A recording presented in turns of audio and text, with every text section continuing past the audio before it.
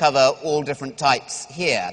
We are being listened to, ladies and gentlemen, as we speak, by probably several billions on a live feed all around the world. Quite incredible. It's possibly the biggest audience ever for a debate, possibly.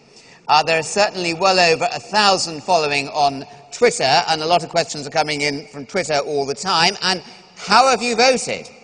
Well, don't knows. There's some 200 of you who haven't voted at all so far, but amongst the don't knows, 389. Those voting for the motion, which, to remind you, is that atheism is the new fundamentalism, 333. And against, this is before the debate voting as you were coming in, against the motion, 675.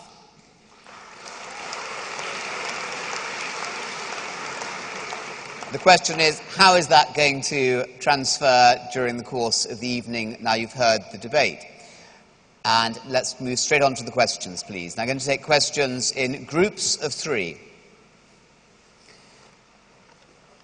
And it would be helpful, obviously, to have the house lights up, and so I can see where the questions are. There's a question here. It could be a lady, could be a gentleman, certainly a human being. Could be an atheist, could be an agnostic, and off we go. And I've got a question for both Professor Dawkins and Grayling. And I'd like to start, first off, by praising Professor Dawkins, saying... OK, I'm going to be a fascist, whether a liberal fascist or not, and just ask, could we, with so many questions, can we just get straight to the question? Let's cut to the quick. Professor Dawkins says that atheism has no catechism. Well, now, I'm a disabled person, and as a disabled person, I have quite strong feelings about the issue of assisted suicide. I'm basically opposed to it.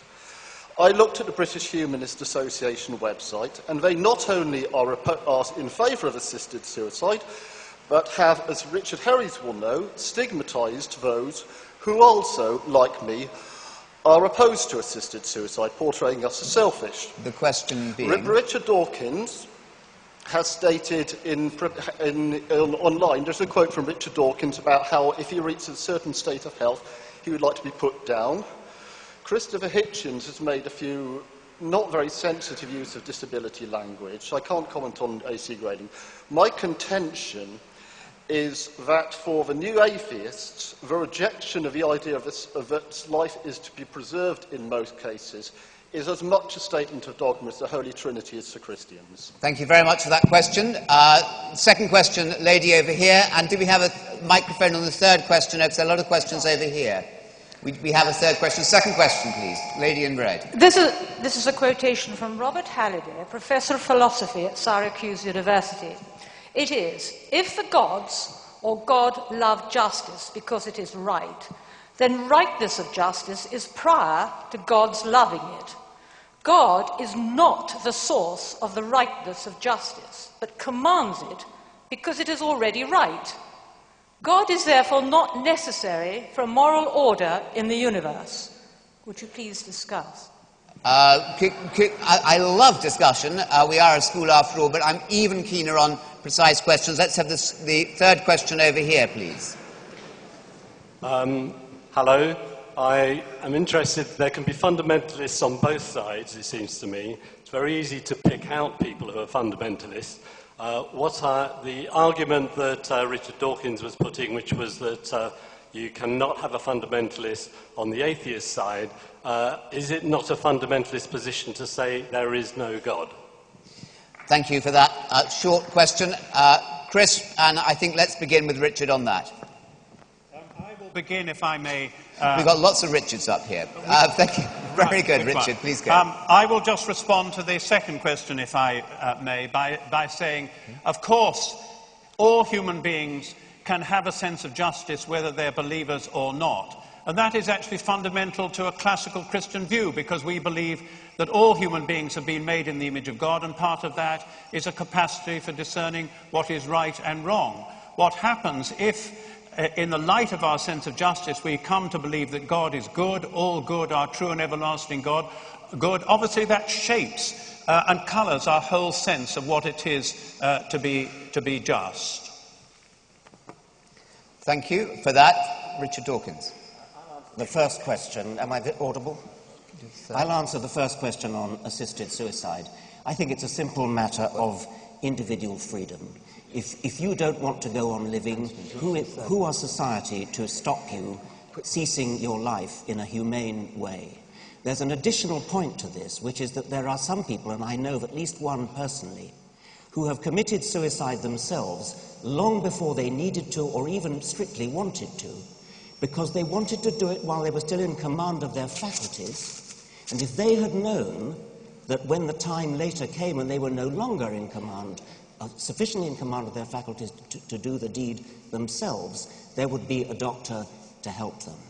So if you allow assisted suicide, you might actually end up getting fewer suicides, or at least later suicides. And then a quick response from, first of all, Charles Moore. I want to pick up the question about, is it fundamentalist to say that there is no God? Did you notice that atheist bus campaign that they had? On the side it said, there's probably no God. And the reason they said that, I think, is they realized they were in a bit of a muddle about this, because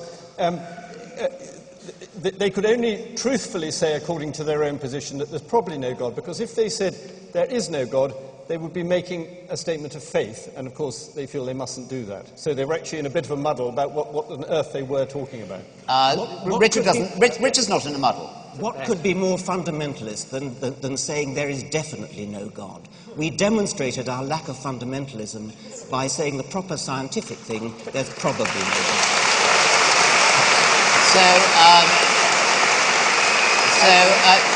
Thank you. I'm going to bring in Anthony once. So, Richard, does that mean there may be a God, logically? There may be a leprechaun.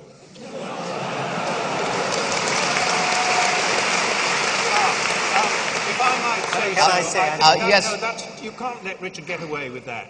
That's a ridiculous remark. No. That is a ridiculous remark. Okay, you cannot confuse the God of classical theism, which has animated the whole of Western philosophy, with a leprechaun, and I'm surprised at you. Why not? I'm sorry. Anthony says you can. Look, firstly, with great respect to Charles Moore, it's he who's rather confused about the atheist bus. We did want to say there is no God on the bus, and it turned out that the Advertising Standards Authority required of us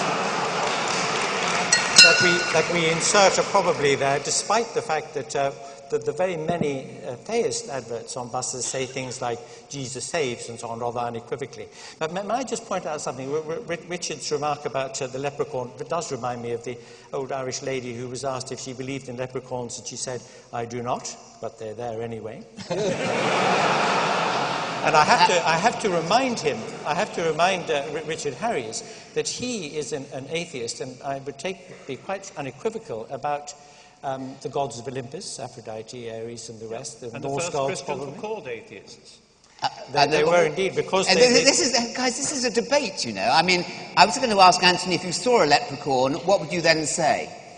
I would try to imitate an Irish accent and say, hello.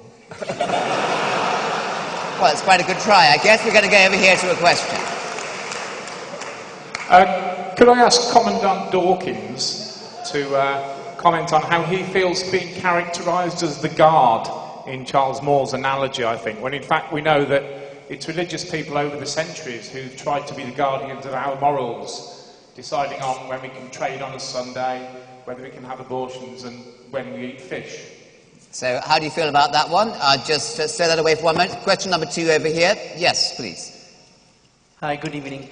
I just wanted to make a point about some schools that study religion from an evolutionary point of view. Can I just say, yeah. They think that the evolution is an adaptation that provides